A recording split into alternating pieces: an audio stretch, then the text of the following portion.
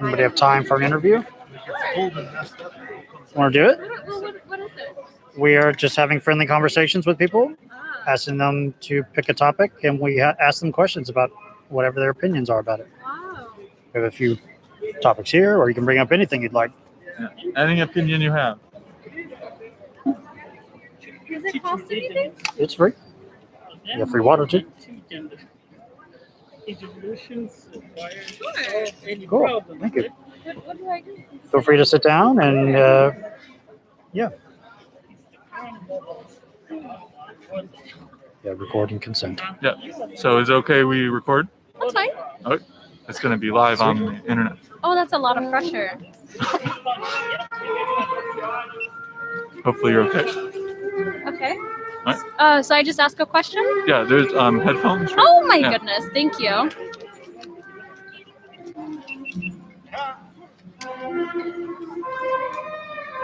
Right. So, hello. Hello. What's your name? My name is Nyakim. Nyakim. Okay. And my name is Alex. Hi, And Alex. what would you like to talk about? I would like to talk about, I guess, maybe happiness. Happiness. Yeah. Okay. What's your opinions on? It's N as in Nancy, Y, A, K, I, M as in Mary.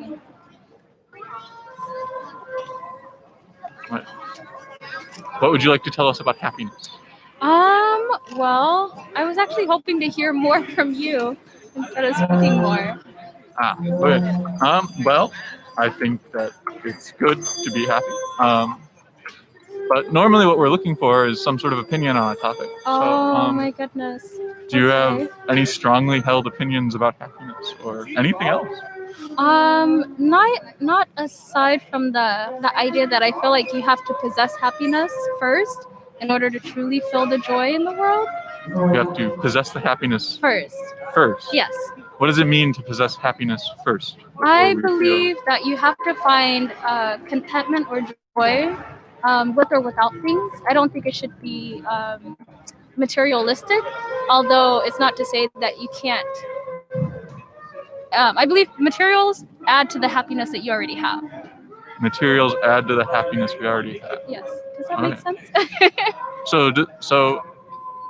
I'm maybe you could clarify a little bit more. I'm just trying to fully grasp what you're telling me. Like, I can. You're saying that like materials add to some pre-existing happiness. I agree. Yes. So Okay. I wish I would have kind of thought of this a little bit more before hopping into this conversation. No, it's fine. Please. But I believe that sometimes people feel like they're really, really happy. Whether you have the job that you want, you have the lifestyle that you're kind of striving for, you graduated with the degree you wanted, and you feel like you're happy. And then something happens and all of a sudden you don't have that job that you always wanted, or if it's taken away from you all of a sudden, you're unhappy. Or maybe, and I apologize in advance if my thoughts are a little scattered. No. I feel like also sometimes people achieve all those things and still are not happy. There are people who have graduated with high degrees. There are people who have achieved the most amazing, I guess, awards in life, and they still find themselves almost like an emptiness inside of them. That doesn't cause their happiness. But then you go to places where people are living in much worse conditions than others. People they lack food, they lack clean water, but they have the brightest smiles. And so I think it goes to show that joy that they have is something they have first found in themselves. In myself, that would be God. I feel as though the Holy Spirit inside of me is that joy, where if I have or I don't have, I still possess that joy. It's not determined on what I gain, per se. And I feel like once you find that, then when you do, let's say, have a nice job, have degrees, or when you add, it all adds on top of that joy, but it's not the fundamental joy. If that makes sense? So, yeah, it kind of makes sense. So you're saying that there's some,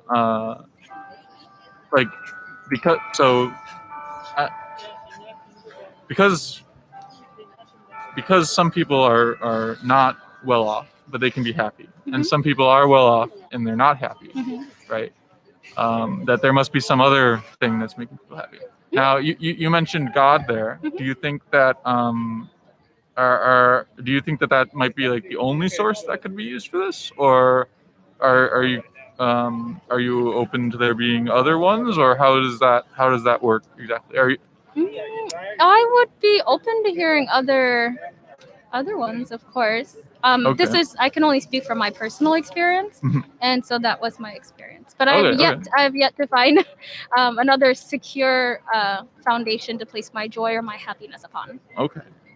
But do you believe that other people might find their joy or happiness elsewhere? Like that happens is my question. I believe you can find temporary happiness elsewhere. Is temporary happiness different? I agree. Yes, it is. Okay. Yeah. In what way is it different? Because it's temporary. Okay, fair. But how can we tell whether or not a happiness we're having from some source is temporary versus not temporary? I think when whatever that source that's causing your happiness is taken away, Mm-hmm. and then you could tell if it was temporary or not. Okay. Mhm. And so this would be like those material things. You're saying if people didn't have those, they would still be happy. Mhm. Okay. So if you didn't have your belief in God, would that make you very unhappy? Is that what you're saying?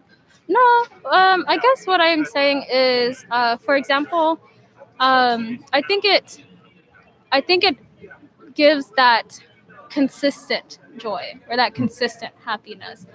Because even before I had found God, there were times where I'd be happy, but it was a lot more unsteady. Nice. It was just, yeah.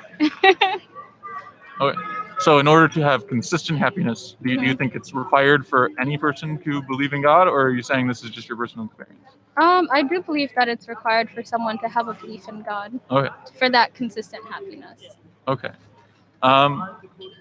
What led you to the conclusion that it wouldn't be possible from something else? What led me to the conclusion? Yeah.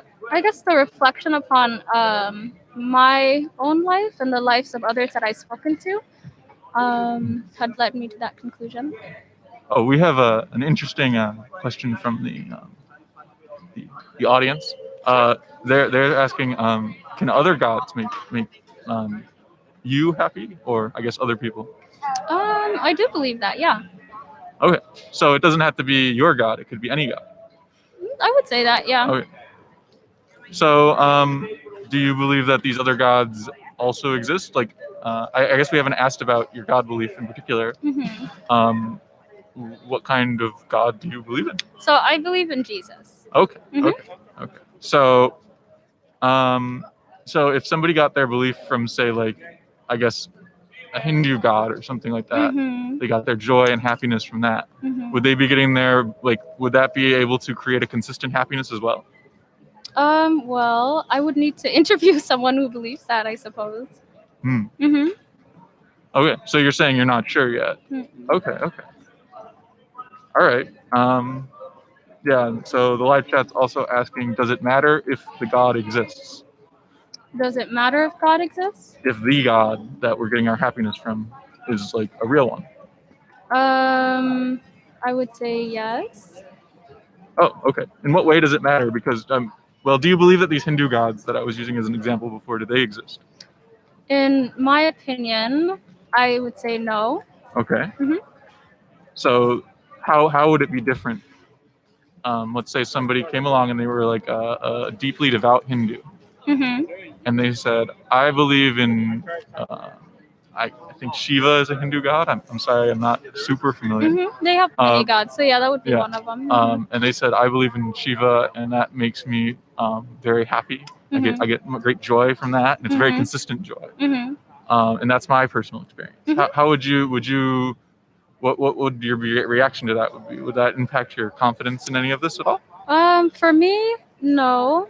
It would not impact my confidence. It wouldn't cause me to doubt in my own because my testimony is something that no one can shift. I know the things that I've seen and I've heard and I've gone through in my own personal walk.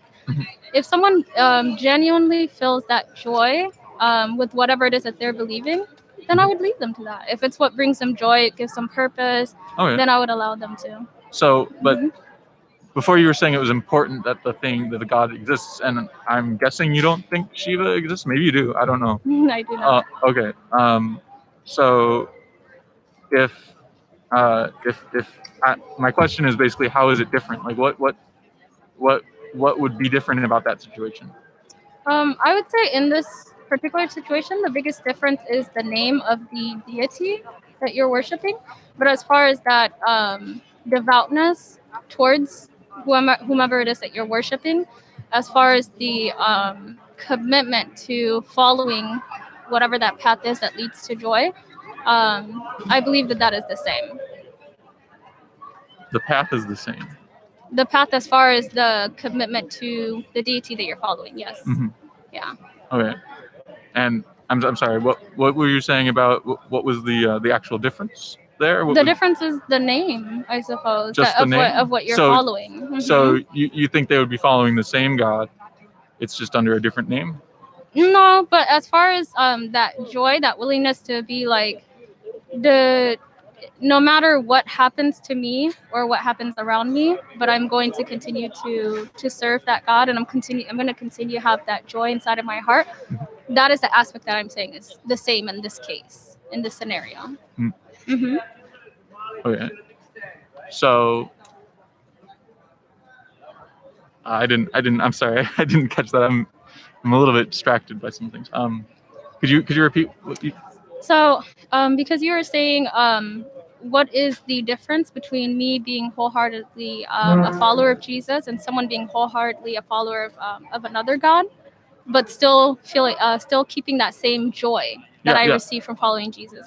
I was saying the only difference, although the theologies are, because this is in terms of joy, not Mm-hmm. so much in terms of religion or right. But in the context of the joy that I'm feeling, that consistent joy, the similarity between me and someone who practices another faith Mm-hmm. would be that commitment towards putting a loss to everything around me and even to me myself Mm-hmm. for the sake of this joy that's inside of me. Mm-hmm. Yeah. Okay. So, let's see. What's the live chat saying here? They're saying, if you could find it. Okay. If you could find greater joy in a false belief, should you strive to believe that instead? If you can find greater joy in a false belief? Yes. So is this in the sense of so that the Hindu we're agreeing, well, we're saying that the Hindu has a false belief, but they're also finding joy in that. If it turns out, if we could somehow measure joy, and I'm not saying necessarily that we can, but if it turned out that there was more joy in believing in this false belief, should we strive to believe the false belief instead of the Jesus belief? Or is this in the sense of that false belief is your truth? your truth? Right? Is it, that false belief to you, you're viewing it as it's a true belief, correct? It's not in the context. I presume the Hindu believes in Hinduism. Yeah. I'm guessing. So I think that because you're saying, should we then settle or be content with that, even if it's viewed as a false belief? Is that what you're saying? I think what we're trying to get at is what the how important is the joy aspect to coming to a conclusion. Like, is it better to believe something because it brings us joy, or is it better to believe it because there's some kind of truth to it, or are those even dichotomous? Like, are they separate questions? Maybe they're the same question. I would say it is. I think each individual would have to check their own heart on that. I feel if you are following something and you're following every rule from A to Z, but you are in constant emotional turmoil, you do not like what you're doing, but you're doing it because you have to. I don't think that's okay. I don't think that's good. But if you are following something and you are finding joy in it, you're finding strength in it, then do it, essentially. Okay. So even if the Hindu is believing something false, if they're finding a greater joy than they could find with Jesus, then they should keep believing in Hinduism. Is what I'm hearing. What would be the alternative, I suppose? Presumably that they come to believe Jesus, I guess. And not find joy? Well, I guess that would be the consequence in this hypothetical. Then I suppose. Okay. Yeah. So, is there a fact of the matter about whether or not like one of those beliefs is true? Is there a fact of the matter? Yeah, like is one of these beliefs, if it comes down to how much joy we find in it, is there an actual like, is one of those positions actually wrong and one of them right, or are they both equally valid because people can find joy in both of them? I think it would depend on perspective. I suppose. How so? So, I would say because I mean, if you were gonna do, I can't speak very much on, in this case, the Hindu or any other religion necessarily. I mean, I have a pretty basic view of other religions, but I'm by no means a theologian. Even in Christianity, I'm not a theologian. But I think that there are times where, even beyond the text, the human experience, I suppose, would be. I think that would speak louder than anything anyone else would be able to say. Is your own personal experience within that religion? Yeah.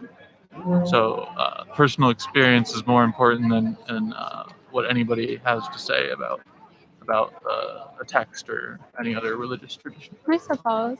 Oh yeah.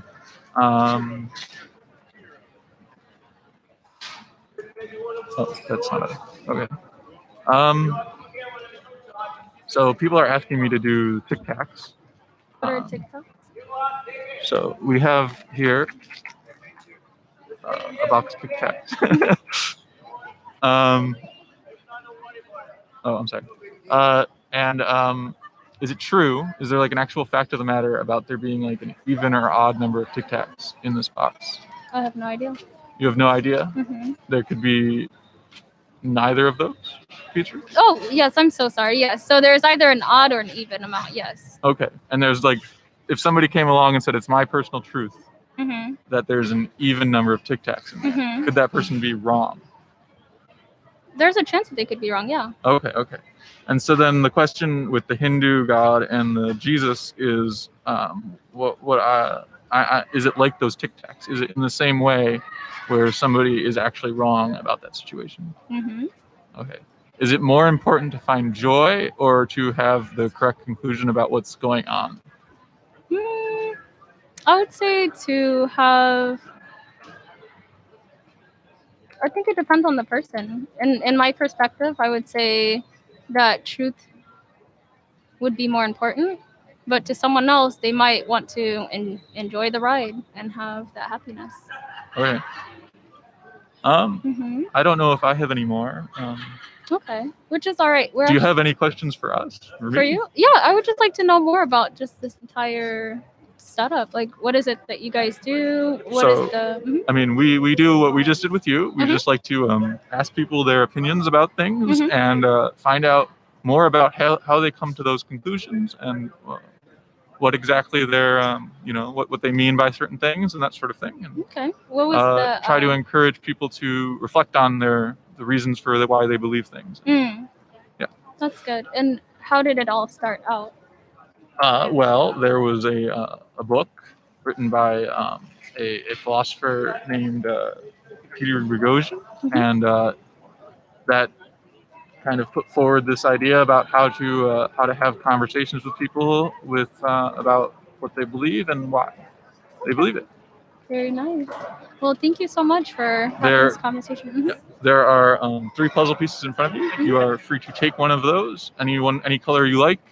And if you come back for another, if you ever want to talk again, at least as long as we're here, you can get more of them and maybe complete the set. And also there are business cards over there for Cordial Curiosity. It's the YouTube channel where there's a lot of conversations like these. Very nice. Thank you so much for having me. All right. No problem. Thank you guys. Thank you. Would you like we have more. Would you like a mask with a not broken side? You do, yeah. Yeah. Oh, I didn't even notice. Oh, Broken. I'm sorry. Thank you, man.